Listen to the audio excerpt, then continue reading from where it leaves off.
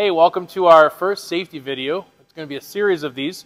This first one we're going to talk about general shop safety and give you a tour of the shop so you can kind of see how it's all laid out. First thing I want to point out, before you can even come out in the shop, a couple things. One, you got to have safety glasses on at all time. We have signs all over to remind you of that. And two, you have to make sure your safety contract is signed and turned in to myself or Mr. Harris, or actually both of us. Make sure your parents have signed it, we have the emergency contact, and you've signed it too, that you agree to all the expectations that are here in the shop.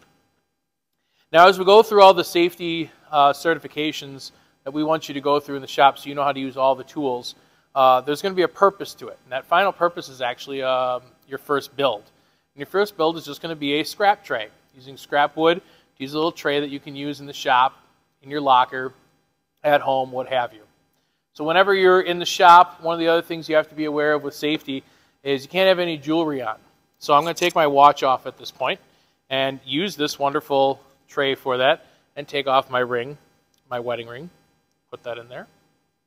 So that's the purpose of the tray, and it can sit up on the table. Okay? A couple things I want to walk you through as far as other safety things. You see I got the safety glasses on. There are 5 stations we have out in the shop. This one is the green / number 1 station. So they're all numbered and they're all color coded. When you're working out in the shop, you have to have safety glasses. You can bring your own if you want. Same with ear protection, but we provide it for you. So at each station we have safety glasses numbered. Your seating chart will have a number that corresponds with which pair of glasses you'll be responsible for. And we also have a couple pair of goggles if you're one of those that wears glasses and need something to put over your glasses so you can see and still be safe in the shop. So all these are numbered and coded. At each one of our stations we have tall tables and we have a short table. We're going to start here at the short table. We have all our tools marked at each station. Every single station is practically identical with the same tools. So on our short carts, on the side we have all our measuring tools. We have some contractor, carpenter squares, we have some speed squares, we have some tape measures. Tape measures, they only go so far. These are all marked at 10 feet. When you get close to 10 feet, stop pulling on it, otherwise they break.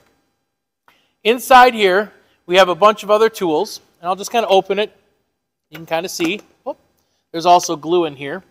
We have some clamps, we have our orbital sanders, jigsaw, we have cutting tools with cutting pads, so we're not cutting through the table. Metal tools that will be used in 8th grade. All that stuff is located in here. On the sides of the tall tables, we also have levels. Over here we have a lot of hand tools, pliers, screwdrivers, crowbars, a bunch of stuff like that. And then on the other far table, or tall table on the other side of the pegboard, we have our hammers, which you'll use predominantly the most out of everything, and some saws. All the tables also have vices, so we can clamp down our wood whenever we're sanding at each station. And stations will also have a mini drill press. This brings me to another point that I can make, that whenever you're working with these tools, power tools in our shop, you have to understand that only one person controls the machine at once. So you can have 2 people working on it, but only one is going to control the on-off switch. That way we know that we're being safe and we're keeping everything consistent.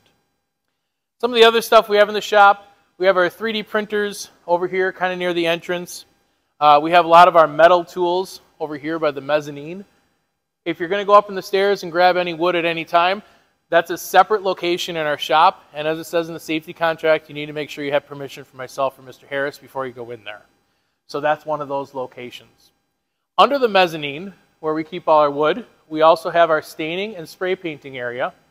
So you can see how these tables have gotten the brunt of work, but that's better than getting it on your stuff or some of these expensive tables that we have here as well. So stains and paints and all that stuff, we'll go through how to take care of that. All that stuff is actually stored in one of our storage rooms that we don't allow you guys into unless we give you permission. Rarely are we going to give people permission to go in there. Some of the other tools we have in the shop, we have our table saws, which will be part of your certification training, along with the drill presses like I mentioned before. Our sanding station, our band saws, our planers, all the rest of our tools are all located in the shop here. So it's a wonderful shop with a lot of tools in it. We want to make sure that you're safe as you're working through there. Now, besides being safe, we also want to make sure we're clean. So in our shop, you can see the floors are swept. That's the responsibility of you guys as the students to take care of that. All our machines are wiped down. Again, after you use the tools or you use the tables and the stations, that's your responsibility to make sure it's cleaned. So we do set aside time at the end of each day to make sure that that's taken care of. We also have garbage cans throughout the entire shop, and we have brooms and dustpans that we'll use in the shop, along with air compressors to blow off some stuff as well. So remember that you're going to be responsible for that stuff as well. Now, back to the safety piece. As you can see behind me, maybe, depending on the angle of our photographer, we have our fire extinguisher. In case of any emergency with fire, you get our attention first. Whenever we have any issues with injuries or emergency, make sure you get our attention first. Your fire extinguisher is located here. So is our first aid kit. Okay? If there's little boo-boos that we can take care of in the shop, we're going to take care of them. Just come see, again, myself or Mr. Harris. If it's anything really major, we'll make sure we get you down to the health room to take care of that.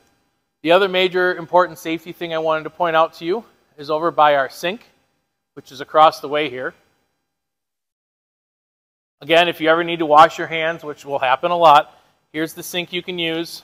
We have hand cleaner, which is going to break down if you're using any oils or stains.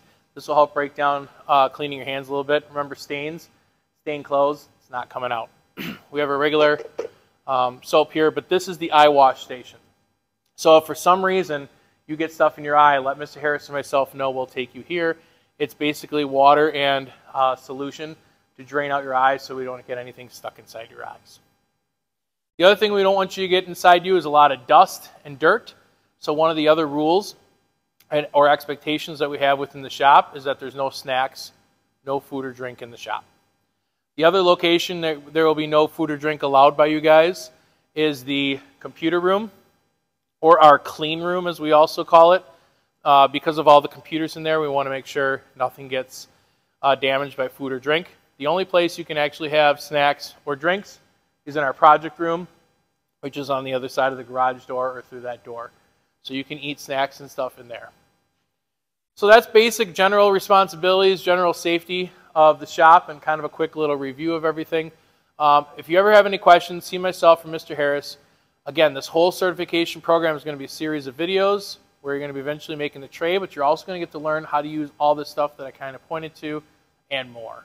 So again, if you got any questions, see Mr. Harris or myself. Good luck on taking the quiz. Remember, you need to get 100% on every single one of your quizzes before you can move on to the next tool, and we'll see you in the next video.